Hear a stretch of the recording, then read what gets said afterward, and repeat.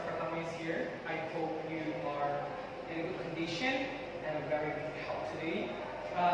Today I'm going to explain to you about the double slit experiment.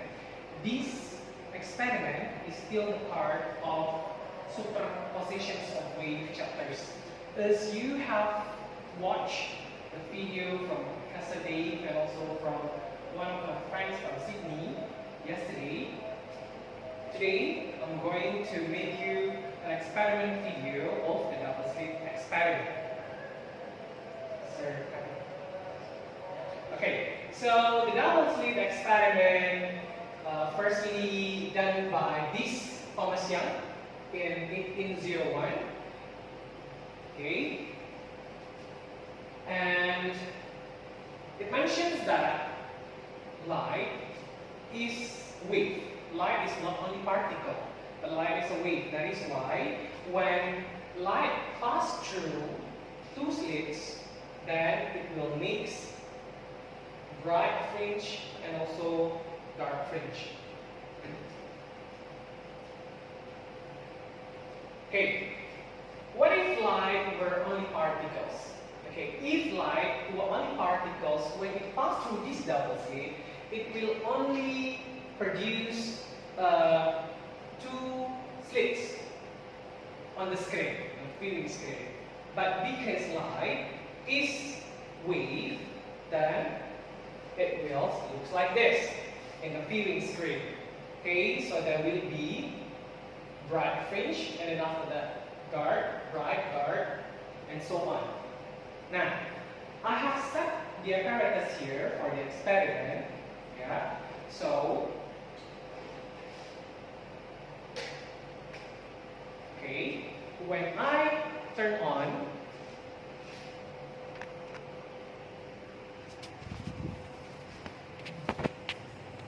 then you can see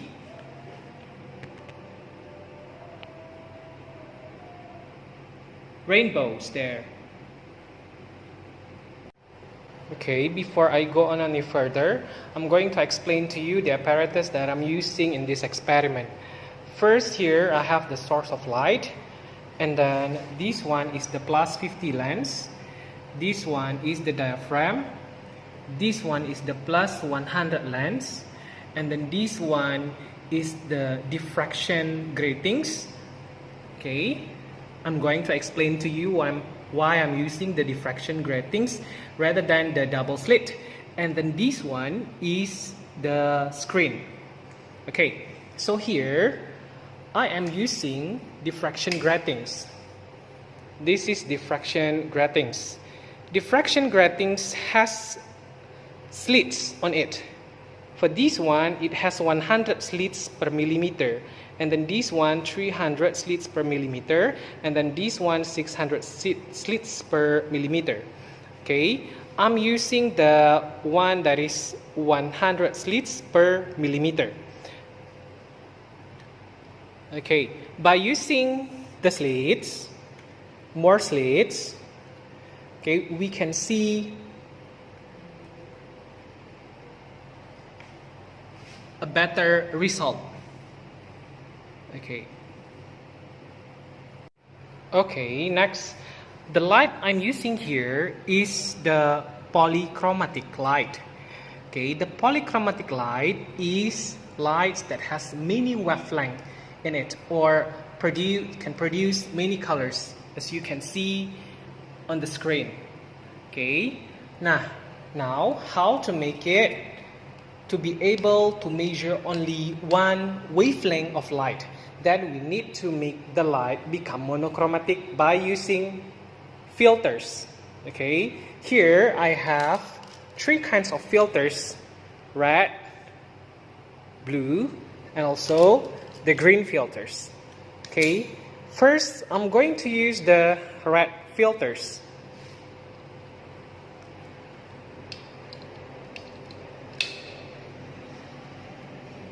As you can see, now on the screen only appear red light. Now we can measure the wavelength of red light. Now if we change the filter into blue color, then we can only see, okay, there, the blue color light only. So we can measure the wavelength of blue color light. We go on to the formula, which you can see on the slide that I provided below this video. Okay. Now, I want to remind you first about the constructive interference.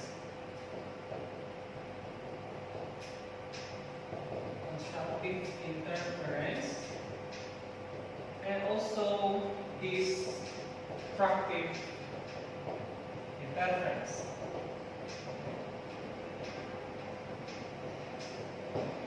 Okay. The constructive interference of wave will occur when there are two waves meet at a point and construct each other. Okay. For example, from this experiment, the wave from the light, and then after that it will be separated into exactly same wavelength. Because why? Because it is the same color of light, so it has the same wavelength. And then this same wavelength light meet at a point, and then they will add each other. When they add each other, then this constructive interference will produce bright fringe on the screen.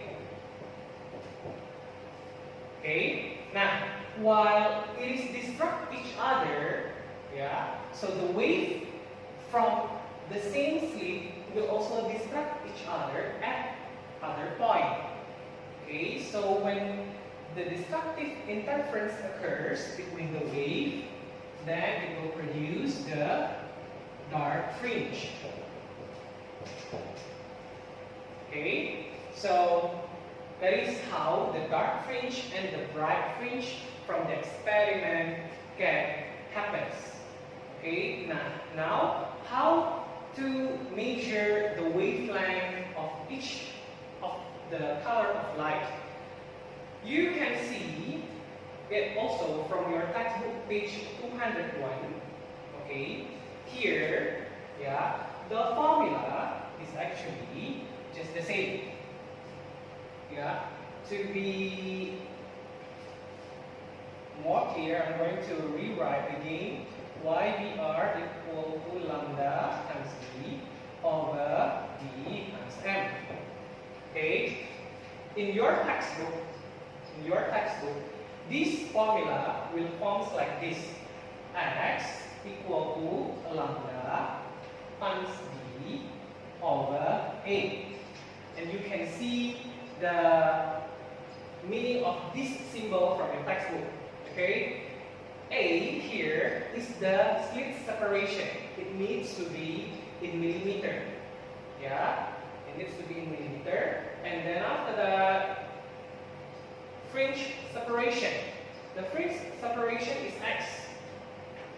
Or from this formula is YBR. It means the distance from bright fringe to another bright fringe.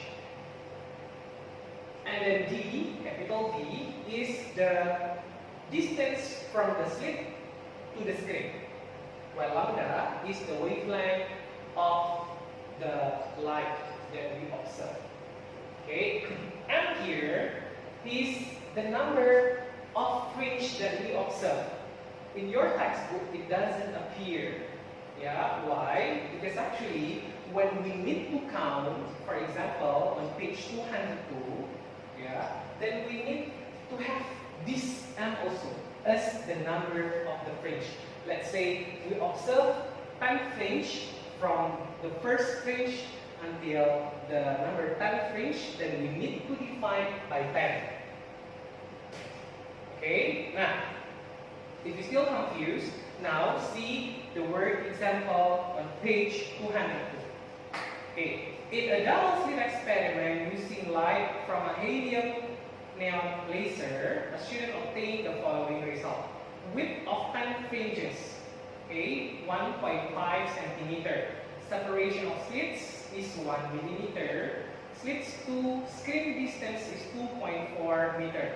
That will be the wavelength of the light.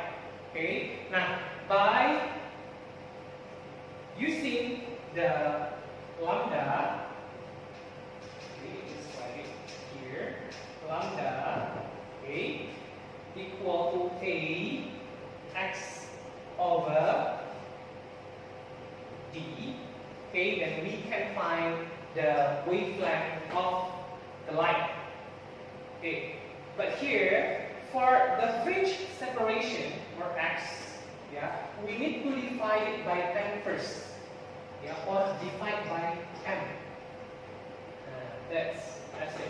Okay, we need to divide by the number of the fringe. So the x is actually only the distance from one bright fringe to another bright fringe, or from one dark fringe to another dark fringe.